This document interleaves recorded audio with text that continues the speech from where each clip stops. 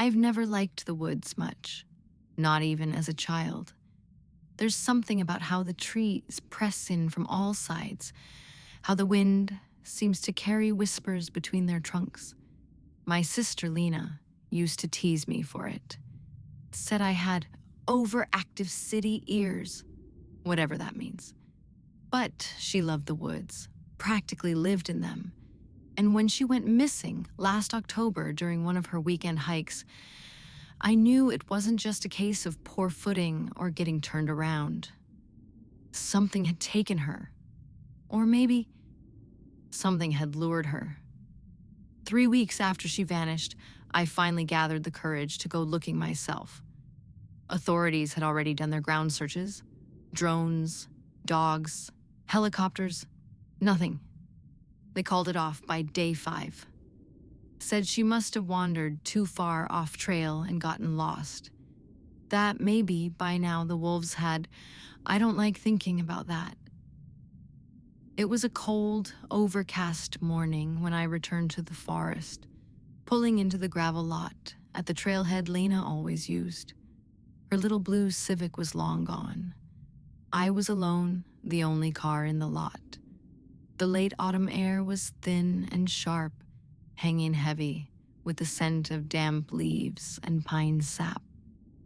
I remember the crunch of the gravel under my boots, the way the fog clung low to the ground and moved like a living thing. I wore Lena's old hiking jacket, the red one with the torn stitching near the cuff.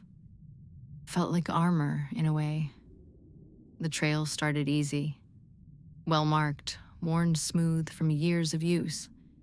I could hear the occasional chirp of birds overhead, the rustling of squirrels darting through the underbrush. But that comfort wore off the deeper I went.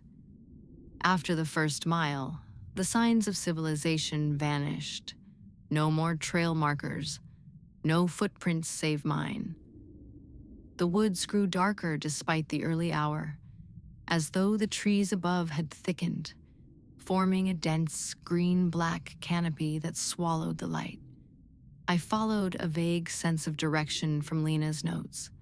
She kept a hiking journal, sketched maps in the margins. Her last entry had mentioned something she'd found. Strange stones, moss-covered, perfect circles. She'd drawn them like they were part of a ring.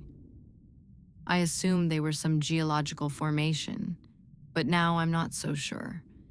I found the circle 3 hours in. At first, I didn't realize what I was looking at. The forest floor dipped slightly, and in the center of a small clearing was a perfect ring of mushrooms, pale, egg-white caps dotted with specks of brown, each one identical in size and shape, spaced just evenly enough to feel unnatural. I froze. There was no breeze anymore and no birdsong. The air had gone still. Too still. Like the moment before a thunderclap, when everything holds its breath. I should have turned back. I know that now. But something about the ring tugged at me. Not physically. More like a pull behind my eyes, a pressure in my chest that whispered insistently, "Come closer. Look." So I stepped toward it. At the edge, I hesitated. I remembered childhood stories, fairy circles, portals, tricks of the good folk.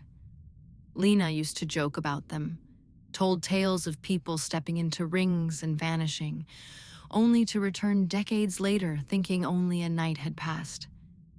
But those were fairy tales. Still, I reached into my jacket pocket, found Lena's compass. The needle spun lazily, never settling on north. The moment I stepped through the ring, I felt a pop, like my ears had adjusted to altitude, pressure shifting. The air hummed, low and deep, not a sound but a feeling, like standing too close to a speaker. Everything looked the same. Trees, moss, mist. But the color had leached out ever so slightly, like the forest had been drained of warmth, not just temperature, but life. The greens were grayer, the light dimmer, but not in a natural way. I turned to step back through the circle. It wasn't there. Behind me, it was just more forest. No clearing, no mushrooms, just a wall of trees that hadn't been there a second before. My breath caught. I spun in place, heart thudding, tracing my steps, clawing at the tree bark to mark my way, but nothing looked familiar. The woods had shifted, rearranged themselves around me. I wasn't in the forest I'd walked into. Panic came in waves. First a spike of fear, then reason. You're disoriented. You're tired. Then the fear again, stronger, hungrier. I tried calling for Lena, even though a part of me knew how stupid that was. My voice echoed strangely, like the sound was being caught and swallowed mid-air. Something moved behind me, a flicker in the corner of my eye. When I turned, there was nothing. I started walking, picking the most open path I could find between the trees. I left deep gouges on trunks with my pocket knife, trying to track where I'd been. But after a while, I found myself back at one of my own marks. Only now the bark had healed, seamlessly, as though no knife had ever touched it. The forest wanted me confused. I passed rocks that looked like faces, with shadows clinging to the cavities where eyes should be.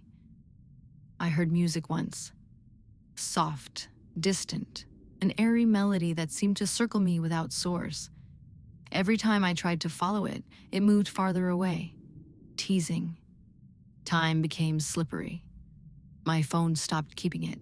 The battery drained, the screen flickered and died, even though it had been fully charged.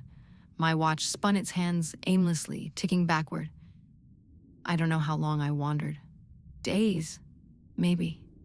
Weeks. I slept when I was too tired to walk, drank from streams I hoped weren't poisoned. I stopped feeling hunger, not an absence. More like the concept had been removed from my body completely. I didn't get cold either, or warm. Everything just was. Emotion dulled. Until I saw her.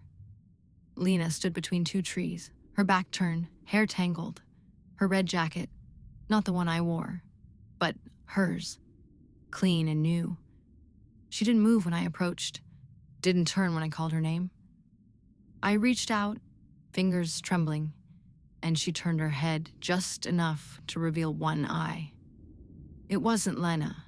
It had her shape, her voice when it finally spoke, a too smooth mimicry, but the expression was wrong, blank, smiling. "Stay," it said. "It's better here." I backed away. It didn't follow. Just watched. I ran. Don't remember how long. At some point, I tripped and fell through a curtain of hanging moss and landed back in the clearing. The fairy ring was there again, whole, unbroken. I didn't hesitate. I threw myself across it, and just like that, the pressure lifted. The hum stopped. The colors returned to the world all at once. So sudden and vivid it hurt my eyes. I stumbled forward through underbrush until I found the trail. My carved marks on the trees were still there, jagged and fresh. My compass worked again. I walked, faster than I ever had in my life, until the parking lot came into view. And there was my car. It was still early afternoon. I had been gone for maybe 7 hours. But when I looked at myself in the mirror of my car, my eyes were different. Older, not just tired. Changed, like something had been taken or left behind. I don't sleep well anymore. Every time I close my eyes, I dream of the woods, the circle, music that loops in on itself, forever unresolved. Sometimes I still see her. The thing that wore my sister's skin, standing at the edge of my dreams, watching, waiting. I don't know if I ever really left that place, or if it left something in me.